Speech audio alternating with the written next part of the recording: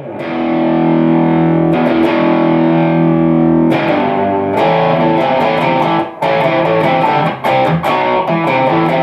everyone, it's Pat from patdavidmusic, and probably you already guessed by the title here and by the playing at the start, but we are diving into the world of power chords today, okay? Now, power chords sound great with an overdriven amp, okay? Just using single coils here, but they just sound better and better. With single coils, they sound nice and raw, and with the humbuckers, of course, they sound huge and really powerful. But power chords, what are they, how do they work, and how do I work out where they are all over the neck?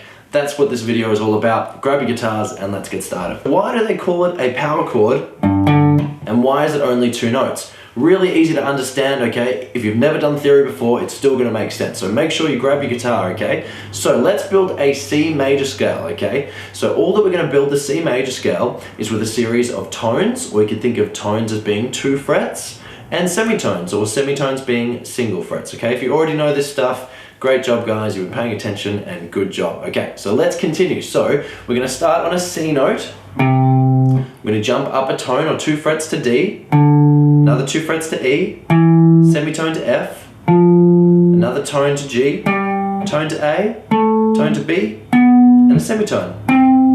So that there is our C major scale. Well done for making that scale. Let's put scale degree numbers under all those notes, from C to C, or from 1 to 8, okay? All that you want is the number 1 and the number 5. The root note, which is the 1, and the perfect fifth, which is the 5th degree, okay? Get rid of everything else. So in this example, we've got C and G, okay? So when you're playing a C power chord, okay, that's what you're getting. You're getting the root note and the 5th, okay? Let's do another example. Let's say you're playing a power chord that involves the 3rd fret on the 6th string and the 5th fret, okay, on the 5th string. A G power chord, you would do the same thing. You would make a G major scale. Here we go.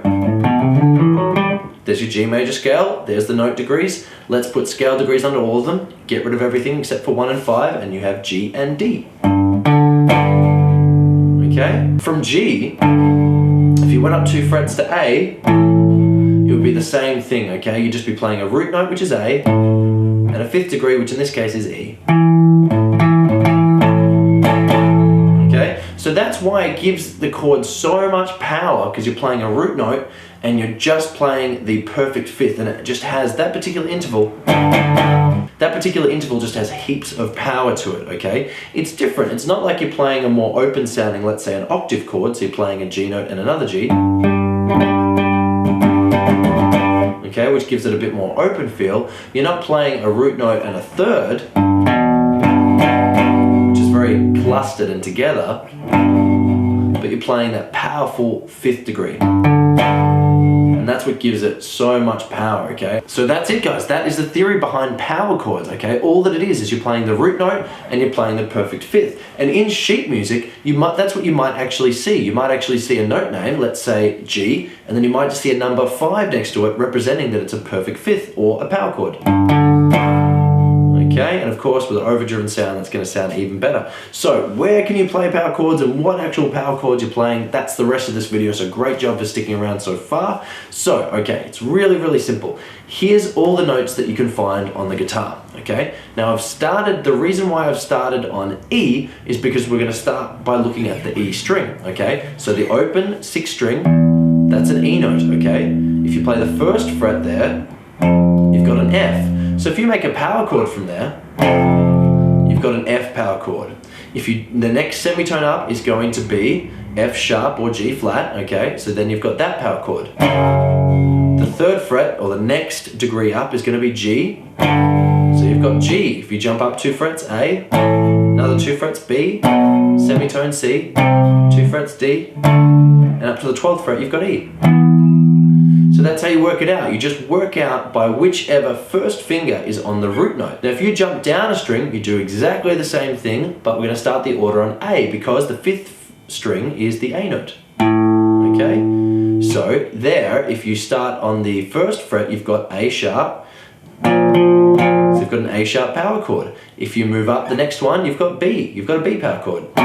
C, 2 frets D, so on and so on, okay? It continues down in that same finger shape, okay? So you've got a first finger, doesn't matter where it is, let's just say it's on the 5th fret, and you've got your 3rd finger down a string and over 2 frets. That's the important. You want that gap in your fingers, okay? I'm not flipping you off there, but you've just got that gap. That's what makes this power chord, and that's what makes the intervals correct. You can do the same shape when you jump down.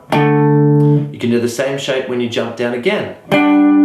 But now, this is where it gets tricky, okay? Once you're playing power chords on the 3rd string, okay, and the 2nd string, you actually need to use your pinky. So in this example, have your first finger on the 5th fret of the 3rd string, that's a C. The perfect 5th interval, or what makes it a power chord, is with your pinky stretched out on the 8th fret, that's a G. Okay, so you can't play that normal power chord shape. Great, okay. Now the final example, you go back to that normal power chord shape when you're playing the 2nd and 1st string. So for our last example, let's do string 2 and string 1. So first finger on fret 5 of the 2nd string, that's your E note, okay? And the perfect 5th is the B, so stretch out with your 3rd finger 2 frets across onto the 7th fret.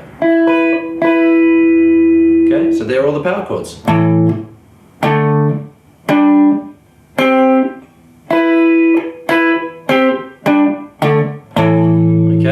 Playing power chords just like that can be a lot of fun, or singling out the notes.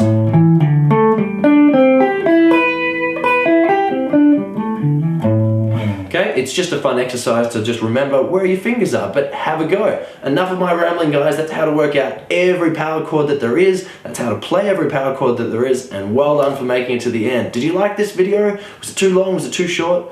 Comment below and let me know, and if you like the effort that I put in, definitely like this video because that does support me. If you want to see more, subscribe to see more, and we'll see you again.